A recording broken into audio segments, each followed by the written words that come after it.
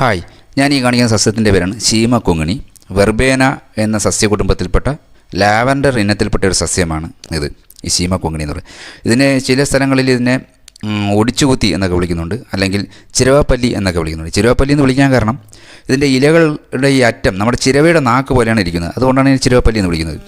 ഇതാണ് ഇതിൻ്റെ പൂവ്, ഒരു ലാവൻഡർ കളറിലുള്ള ഈ പൂവാണ്.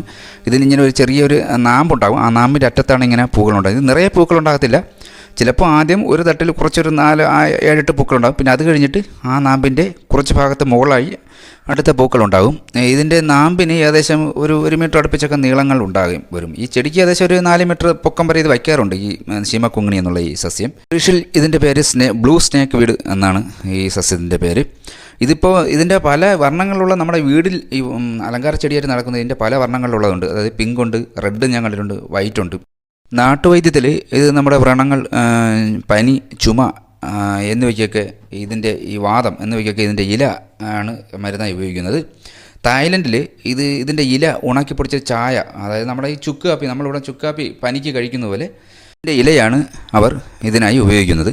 അപ്പോൾ നിങ്ങളിത് പലരും ഒരുപാട് ഇത് കണ്ടിട്ടുണ്ടാകും, പക്ഷേ ഇതിൻ്റെ പേരുകൾ അറിയാവുന്ന വളരെ കുറച്ച് മാത്രമേ ഉണ്ടാകുന്നുള്ളൂ. അതുകൊണ്ടാണ് ഞാൻ ഈ വീഡിയോ ഇട്ടത്.